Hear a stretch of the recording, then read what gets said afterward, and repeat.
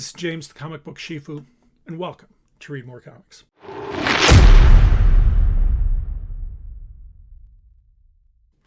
On this episode of Pulls and Pickups, I'm going to be sharing my comic book haul from my LCS, cleaned out my pull box, and hey, if you have an LCS and a pull box, please support your LCS. Clean it out regularly. I try to do it once a week. One, so I can make content like this, but second, I recognize that my LCS, they purchase these books. It's not like it's a credit system where they pay Marvel, DC, Diamond, whoever it is. After I pay for it, they're paying it all on the front end. So by emptying out my pull box, I'm supporting my LCS. If you have a pull box, empty it out regularly.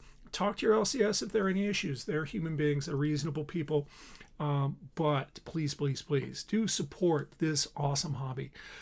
So on this week's episode of Pulls and Pickups, I'm going to be sharing my pulls. I picked up a couple extra books. As I've mentioned before, the proprietor of my LCS has been acquiring some collections of some older books. Some of the wall books look like 70s, maybe late 60s. And then they have some books out in the bins going from the 80s and 90s, which is kind of nice because typically my experience has been my LCS. They have more modern books in their long boxes. And so they have been developing this depth on the bench for people like myself. And other collectors that want to work on a specific run, have a particular older, I don't want to say vintage, because really most of my runs are modern books going from the 80s onwards. Then I also have a mail call. I participated in a What Not live show. More information about that later on. Okay, so I've already organized my books, so that way, as I'm going through them, if you're a DC person, Marvel person, indie person, you can turn your ears and eyes on. I'm going to start with my DC books because I find that I am more of a DC person as an adult, which is kind of ironic because when I was younger in middle school collecting, I was more of a Marvel person. I think it had to do with the logo, which is a weird thing to turn a person off. But I liked the little box in the corner with the Marvel characters, where at the time, DC had the circle logo. Not a big fan of that. I don't know. Anyway, kids. So starting out, we have Batman White Knight Presents Generation Joker. This is issue number 6. I want to say we're about halfway through. I think we got 12 issues in this. I think. Anyway, this is not written directly by Sean Murphy, nor is he doing the art. He's doing the covers, though. This is a Sean Murphy cover. I've been pulling the A covers. I just like the color scheme a little bit more, and I think it wears better. Where on the B covers, they tend to have a lot of black negative space, and they don't have as many characters on the front. Interiors is done by Mirka Andolfo, who has been doing a spectacular job considering the previous volumes. This is White Knight, Curse of the White Knight, and then there was a couple one-shotty things in there have been done by Sean Murphy. And if you like Sean Murphy's art, as you see on the cover, that's what we've been getting in the interiors. This is a black label book, and so it is designed for more of a mature audience. And as a result, because of that, the writers, I think, are taking advantage of a couple things. One, we are getting a different take on Batman because the Murphyverse exists out of continuity. We are getting something that is very, very different than what we would see in continuity. For example, Jack Napier right here, the Joker, he's dead, right? We would not see that for any long term in continuity because the Joker's a big time character in the Rogues Gallery. He sells books, right? Sorry, allergies are bothering me. Second, there are some character developments that is totally outside of what we would see in continuity. For example, Batman, Bruce Wayne, and Harley Quinn right here, they're married. Okay. These are Jack Napier's kids right here. They're all grown up. These are things we would not see. They've also done some nice things with stepping ahead in time. For example, in Batman White Knight Presents, Jack Napier's still alive. There are no kids involved. Harley Quinn's pregnant. And so some time has passed because of some events in those earlier books. Oh, yeah, there was Batman White Knight Presents Batman Beyond. That was also a fun read. So these are kind of just, it's total brain candy, you know, where Sean Murphy and his creative team are able to have fun. You get amazing art in these books. Okay. The interiors are very consistent with his style. Even Mirka Andolfo is leaning closer to his style than her own. And because they're outside of continuity, they can just go bonkers with it. So I highly recommend this. Again, it's a mature read. There's some things that come out that you wouldn't expect in the first one, and you can get like Batman White Knight in trade. There's some things in that was just off the wall. It made total sense. Like there's a logic to it, and I can see where Sean Murphy kind of came up with this. But you would not see that in continuity. Let's see. Next up, we have Catwoman issue number 58. This is the Del Auto month cover. This is a continuation of Batman Catwoman. I'm caught up with that, and I think I'm going to have another video where I'm sharing some spoilers-free reviews of some of the arcs, some of the books I've been reading. I have quite a collection off to the side over here. I don't want to slide off a book, slide off a short box. Anyway, but it's been a lot of fun. So I'm looking forward to reading this. Del Auto was a no-brainer for me. Okay. This one I picked up, honestly, similar to the Del Auto cover. I got this because of the cover, but then with the concept of it, and I've only heard good things, I went ahead and I looked through Prevue's pullbox, and I pre-ordered some of the other covers that really stuck out to me. I wish the artist I'm going to share with you, I wish he did covers throughout. It's unfortunate that he only did this one. He's in my top 5 with Del Auto. We have Francesco Mattina, Justice League versus Godzilla and King Kong. It's a little bit more expensive. This is a $5.99 book, but this is more than 20 pages. So you're getting more comic for your money. The cover's gorgeous. I know there's some connecting covers, I think for issue 1 and 2. And with other books, connecting covers was a gimmick that I was willing to dive into and try to get. But this, I'm just going to try to get the best cover that we can get, or I can get for my PC. And I'm hoping to enjoy the read. Those are all my DC books. Now we're going into Marvel. We have Miles Morales Spider-Man, issue number 11. This is supposed to be, according to Key Collector, the introduction of some vampire. Whatever. You know, I'm not getting this because of a vampire. We even got Blade on the front cover.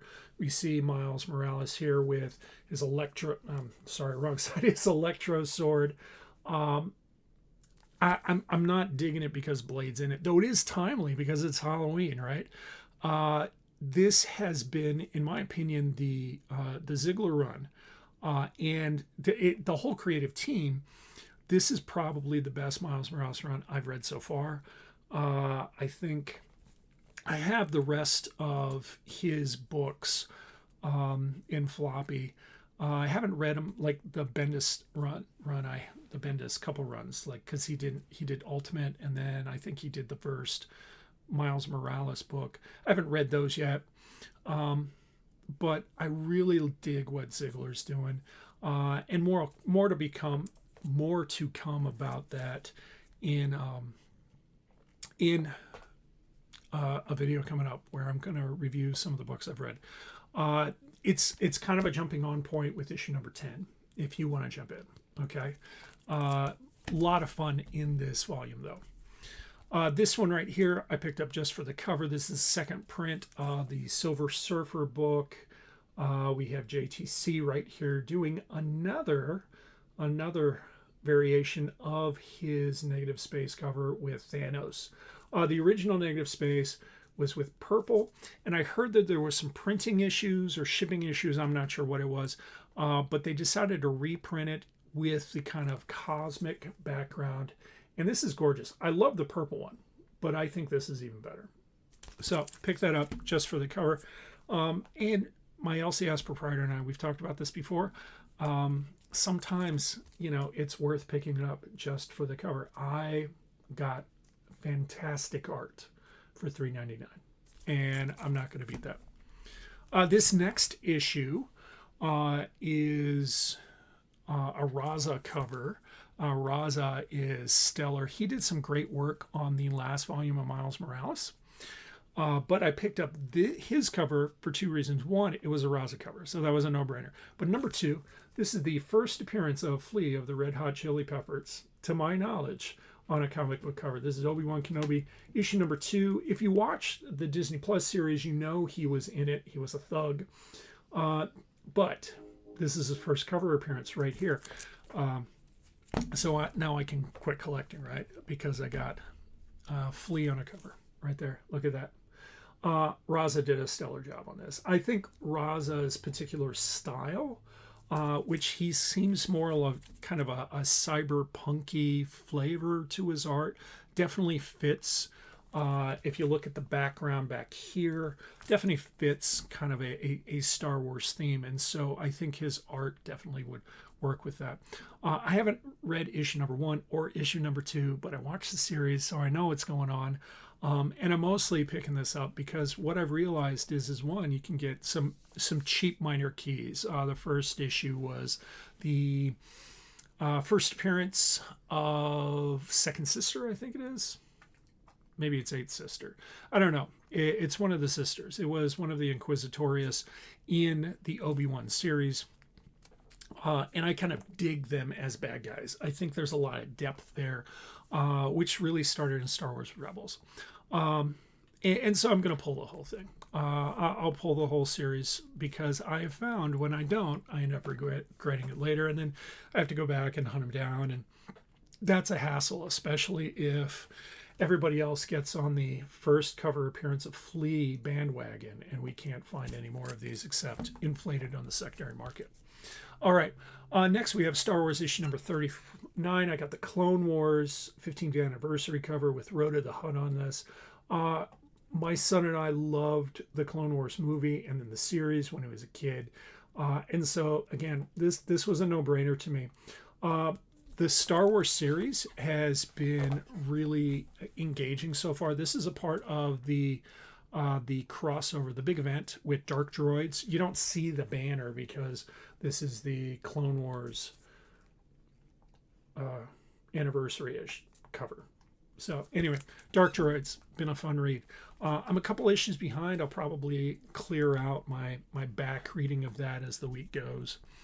Now to the indie books. We have Red Sonja, issue number 4. I got the Bjorn Berens, apologize for mispronouncing the name, cover. And in hindsight, I wish Dynamite had done Barron's covers with issue number 1. I know they did it with issue number 2. I went with the Inyuk Lee cover, which I'll be honest was not his best work. I was kind of disappointed with it.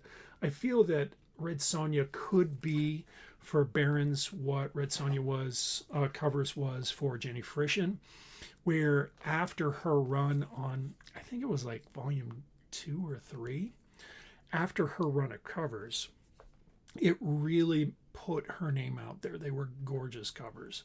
That's one of the reasons why I got issue number 1. I wasn't planning on pulling this, but Dynamite hooked me with Free Comic Book Day issue. Then they got Jenny Frischen, they got Inyuk Lee, and now Barron's, and I'm going to be pulling his covers for the rest of it. This is a really fun read. I'll be sharing more in a video later this week.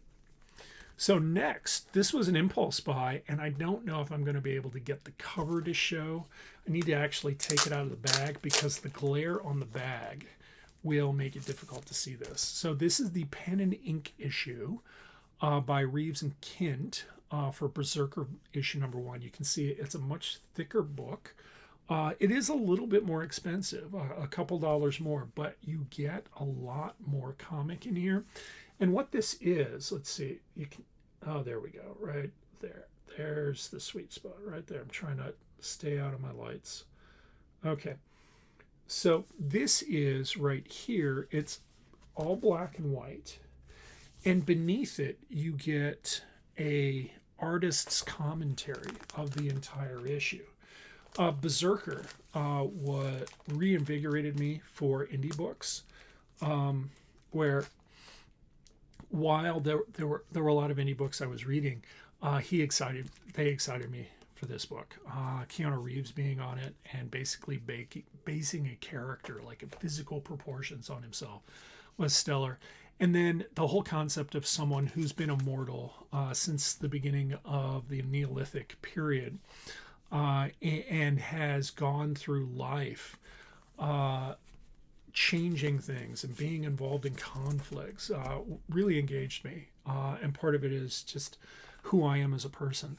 And then it is ultraviolet. Okay, like there is nothing else I'm currently reading that has the level of gore, I'm just going to say it the way it is, that Berserker has. But it's tasteful gore, if there is such a thing. Highly recommend the read. It is an adult read, though, and it is going to be an adult read for violence. So this is not one to go pass on to your child after reading it, unless, you know, your child's in his 20s. Okay. The next two, we got pickups. This is going a little long. Thank you all for sticking in there. 2 pickups for my PC. They have a stack of Uncanny in the 200s that I'm looking for. None of the key issues, which is okay. They're just run filler stuff. So I got, this is 232. Cool color of the Broad. And this is this is a clean copy. No spine ticks. Colors are gorgeous. We got 233. I'm going to keep picking up a couple issues of their back kind of stock for Uncanny, so I can work on my Uncanny run. And then last thing, I have a this was a mail call for my What Not live sale that Comic Tom of Comic Tom 101 was doing at New York Comic Con. I got a coupon in my inbox saying, hey, if you join What Not, we're going to give you a coupon from $10 all the way to $200. I recognize the algorithm is going to be on the lower end. And while a lot of the books were variants that really didn't appeal to me, there was one I kind of had my eye on. And Comic Tom came through for me. So I ended up paying just shipping and handling and taxes. Threw in a print. Don't know what I'll do with that. It looks like Marvel Zombies. I'll let you see that again. Marvel Zombies. This was the one I wanted, though. This is Swamp Thing. This is reprint of Swamp Thing #1 with Lee Bermejo art on the front cover. This is the Virgin. Got a little COA on the back. So that is a wonderful addition to my PC, as Swamp Thing #1 is kind of out of my price range unless I really buckle down and saved. Anyway, thank you all for watching. If you enjoyed this video, if you enjoy the content, please like, share, and subscribe. And thank you again for watching another issue of Read More Comics.